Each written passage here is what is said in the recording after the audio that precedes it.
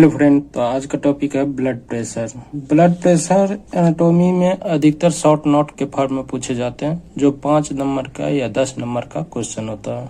इस वीडियो में blood pressure क्या होता है, इसे कौन कौन सा फैक्टर इफेक्ट करता है और इसे कैसे मेजरमेंट करते हैं, मापते हैं, और इसमें कौन कौन सा इंस्ट्रूमेंट यूज होता है, इन सारे चीजों के बारे में हम इस वीडियो में बताएंगे। तो उससे पहले यदि आप नए हो तो लाइक कर दीजिएगा, सब्सक्राइब कर दीजिएगा व बेल आइकन को दबा दीजिएगा ताकि हर वीडियो का लेटेस्ट नोटिफिकेशन सबसे पहले आपको मिलता रहे। तो चलिए अब हम ब्लड प्रेशर के बारे में जान लेते हैं। तो लिखा है, it is defined as the lateral pressure extended by the blood on the blood vessels. इसका मतलब हुआ ब्लड द्वारा ब्लड वेसल्स पर लगाया गया प्रेशर ब्लड प्रेशर कहलाता है। उसके बाद लिखा है, the blood pressure which is normally expanded in आर्टियल blood pressure. मतलब हम जो ब्लड प्रेशर को मापते हैं वो कहाँ का ब्लड प्रेशर मापते हैं, तो वो आर्टियल ब्लड प्रेशर को मापते हैं, यानी आर्टियल आर्टरी का ब्लड प्रेशर जो होता है उसको माप के बताते हैं, वही हम मेजरमेंट करते हैं। उसके बाद लिखा है, इट हैज 2 फेज।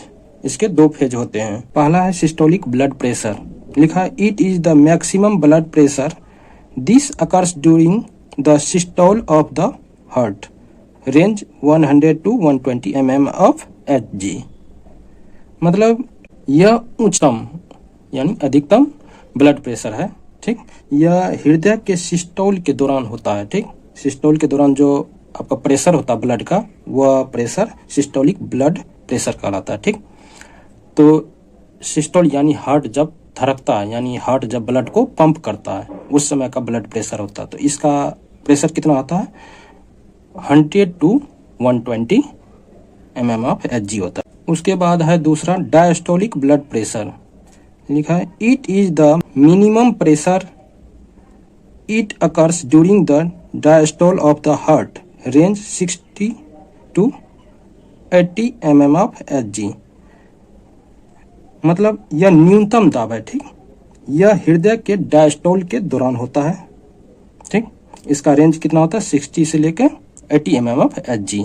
मतलब जब हार्ट पंप नहीं करता ब्लड को, धड़कता नहीं है, उस समय ब्लड का प्रेशर कितना होता है, आर्टरी में कितना रेट प्रेशर के थ्रू ब्लड क्या होता है, आवागमन करता है, यानी आता जाता है, तो वही आपका डायस्टोलिक ब्लड प्रेशर कहलाता है। तो उसका प्रेशर कितना होता है, तो आपको लिखा है 60 to 80 mm Hg होता है। ठीक, वही आपका डायस्टोलिक ब्लड प्रेशर कहलाता है। क्लियर हो गया आपको। उसके बाद लिखा है, pulse pressure is the difference between systolic and diastolic blood pressure, it is nearly 40 mm of Hg। इसका मतलब पल्स प्रेशर जो होता है वो सिस्टोलिक और डायस्टोलिक ब्लड प्रेशर के बीच का अंतर होता है। जैसे सिस्टोलिक 120 mm ऑफ Hg और डायस्टोलिक हो गया 80 mm ऑफ Hg, दोनों को माइनस कर देंगे तो 40 mm ऑफ Hg। उसी तरह यदि हम सिस्टोलिक को मानेंगे 100 mm ऑफ Hg और डायस्टोलिक को मानेंगे 60 mm ऑफ Hg, तो दोनों को माइनस करेंगे तो भी 40 mm ऑफ Hg ही निकलेगा। इसका मतलब पल्स प्रेशर कितना होता है आपका, 40 mm ऑफ Hg नॉर्मल। उसके बाद लिखा है, factor affecting blood pressure. Blood pressure को कौन कौन सा फैक्टर इफेक्ट करता है, तो पहला है ब्लड वॉल्यूम, दूसरा है कार्डियक आउटपुट, तीसरा है पेरिफेरल रेजिस्टेंस, चौथा है इलास्टिसिटी ऑफ ब्लड वेसल्स, पांचवा है diameter of lumen of blood vessels, छठा है विस्कोसिटी ऑफ ब्लड। इसके बारे में हम बारी बारी से जानेंगे कैसे ब्लड प्रेशर को ये इफेक्ट करता है। ठीक, बढ़ाता है यानी घटाता है। इसमें पहला है ब्लड वॉल्यूम। लिखा है, blood volume is the total amount of blood in circulation, यानी रक्त की कुल मात्रा जो सर्कुलेट हो रही है वो क्या रहता है, ब्लड वॉल्यूम कहलाता है। उसके बाद a sufficient amount of blood in blood vessels in necessary to maintain normal blood pressure, यानी सफिशिएंट अमाउंट में ब्लड जो है ब्लड वेसल्स में रहना अनिवार्य है, नहीं तो क्या होगा, ब्लड फ्लो नहीं होगा सही से और क्या होता है, बीपी कम हो जाएगा। उसके बाद लिखा है, loss of blood is the haemorrhage, blood is fall in the blood pressure, यानी रक्तस्राव के रूप में ब्लड की हानि होने से बीपी क्या हो जाता है, लो हो जाता है, यानी बीपी में गिरावट आ जाता है। ठीक, उसके बाद दूसरा है कार्डियक आउटपुट। लिखा है cardiac output is the quantity of blood pumped by the heart in 1 minute. मतलब कार्डियक आउटपुट 1 मिनट में हृदय द्वारा पंप किए गए ब्लड की मात्रा होता है। ठीक, उसके बाद लिखा है it is the produce of stock volume. Question में लिखा the amount of blood ejected per beat of the heart and rate of the heart. मतलब stock volume and rate of heart का जो प्रोडक्ट होता है वही कार्डियक आउटपुट होता है। ठीक, यानी स्टॉक वॉल्यूम का मतलब हुआ हृदय जो एक बार धड़कता है उसमें कितना ब्लड को पंप कर देता है। आगे लिखा है an increase in stroke volume increases systolic blood pressure. यानी स्टॉक की मात्रा में वृद्धि से सिस्टोलिक ब्लड प्रेशर बढ़ जाता है, जबकि an increases in cardiac output increases both systolic and diastolic blood pressure. मतलब कार्डियक आउटपुट में वृद्धि से क्या हो जाता है, बीपी के दोनों फेज यानी सिस्टोलिक और डायस्टोलिक में वृद्धि हो जाते हैं यानी बढ़ जाते हैं। ठीक, उसके बाद तीसरा है पेरिफेरल रेजिस्टेंस। पेरिफेरल का मतलब यहाँ है ब्लड वेसल्स के अंदर वाले डायमीटर यानी लूमेन की डायमीटर। लूमेन का डायमीटर बड़ा होगा तो ब्लड फ्लो आसानी से हो जाएगा, और लूमेन का डायमीटर छोटा होगा तो ब्लड फ्लो तीव्र गति से होगा। तो यदि तीव्र गति से होगा तो ब्लड प्रेशर बढ़ जाएगा, और ब्लड फ्लो धीमी गति से होगा तो ब्लड प्रेशर घट जाएगा। तो उसमें लिखा है peripheral resistance is the resistance offered by blood vessels for the flow of blood. मतलब ब्लड के फ्लो होने में ब्लड वेसल जो रेजिस्टेंस उत्पन्न करता है। ठीक, इसके बाद आगे लिखा है resistance is the offered mainly by small blood vessel comma specially arterioles. मतलब रेजिस्टेंस मेनली जो होता है वो छोटी आर्टियोल्स जो धमनियां जो होती है वो उत्पन्न करती है, क्योंकि आर्टियोल ज्यादा मोटी होती है और उसकी लूमेन जो होती है बहुत छोटी होती है, यानी उसके अंदर वाले डायमीटर बहुत छोटा होता है, तो उससे ब्लड फ्लो तीव्र गति से होता है, और ब्लड फ्लो तीव्र गति से होगा तो वो क्या करें, तो उसका रेजिस्टेंस ज्यादा होगा। उसके बाद अगला है चौथा इलास्टिसिटी। लिखा elasticity of the आर्टियल walls distance the iota when the ventricle contracts. मतलब निलय के सिकुड़ने पर, वेंट्रिकल के सिकुड़ने पर धमनी की दीवारें यानी आर्टरी की दीवारें की इलास्टिसिटी महाधमनी को फैला देता है। क्या करता है, फैला देता है। उसके बाद लिखा the elastic recalls when the ventricles relax.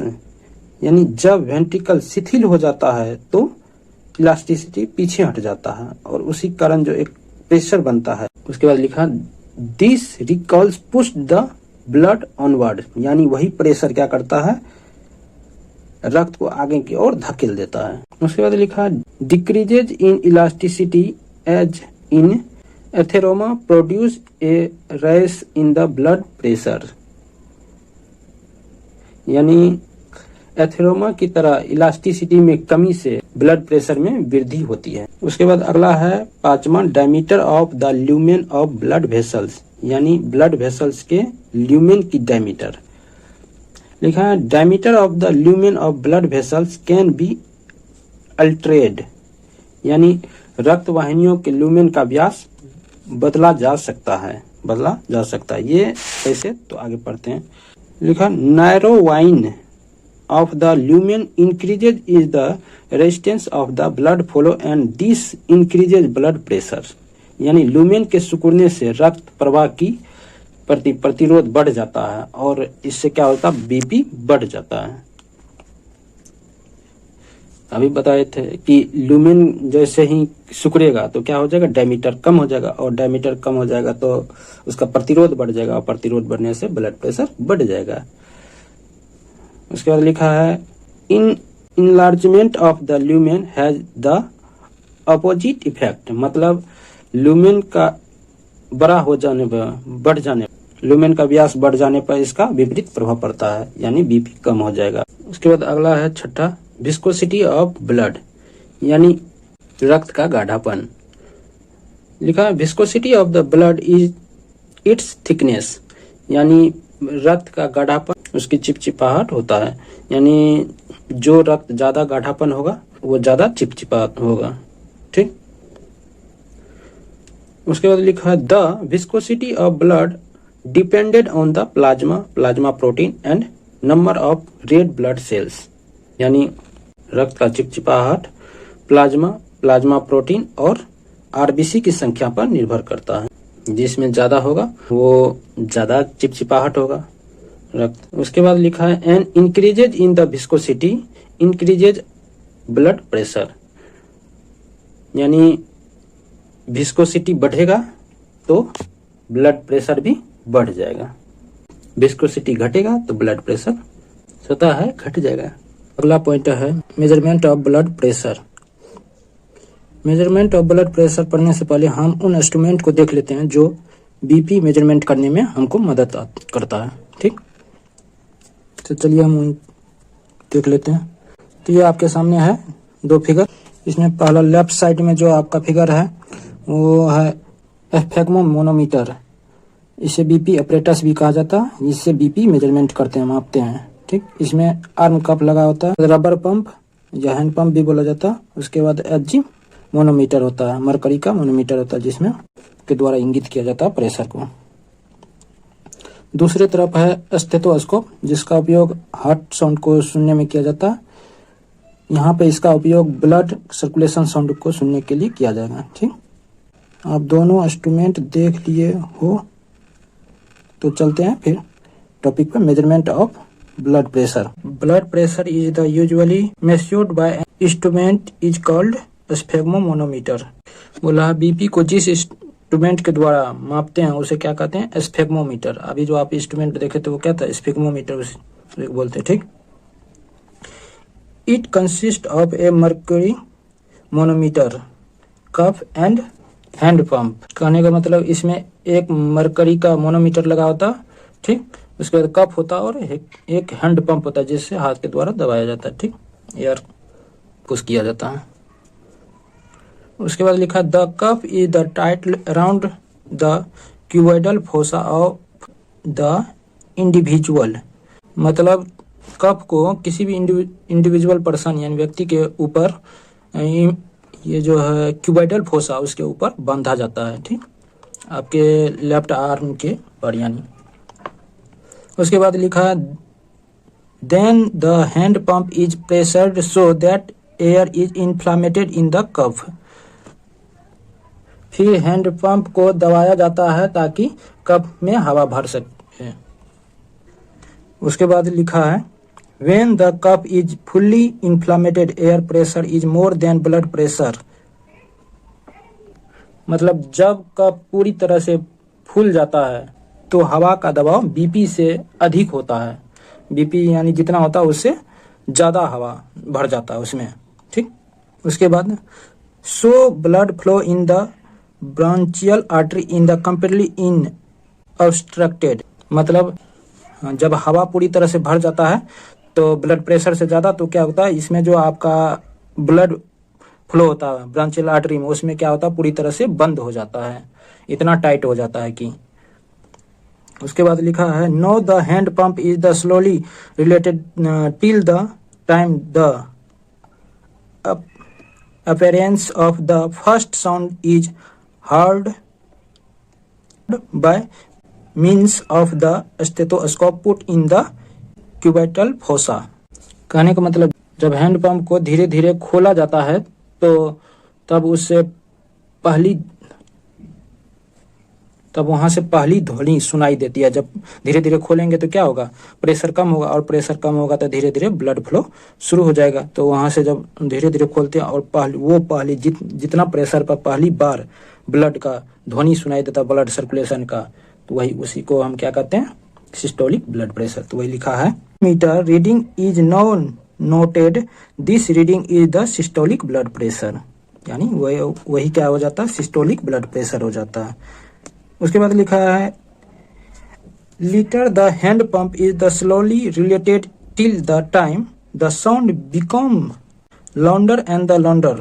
मतलब बाद में हैंड पंप को धीरे धीरे तब तक छोड़ा जाता है जब तक कि आवाज तेज से ना तेज हो जाए, बहुत ज्यादा तेज हो जाए, यानी पूरी तरह से तेज हो जाए। तो उसके बाद लिखा है litre in stop the manometer reading is the noted with the sound disappear. मतलब बाद में यह क्या हो जाता है, डिसअपियर यानी बंद हो जाता है। ध्वनि गायब होने पर मोनोमीटर की रीडिंग क्या कर लेती, नोट कर ली जाती है, ठीक। और this reading is the diastolic blood pressure, और यही रीडिंग क्या कहलाता है, डायस्टोलिक ब्लड प्रेशर कहलाता है। तो इस तरह से हम बीपी को नापते हैं, मेजरमेंट करते हैं, ठीक। आपको क्लियर हो चुका होगा। थैंक यू, बाय, धन्यवाद। Please like, comment and subscribe. Thank you guys.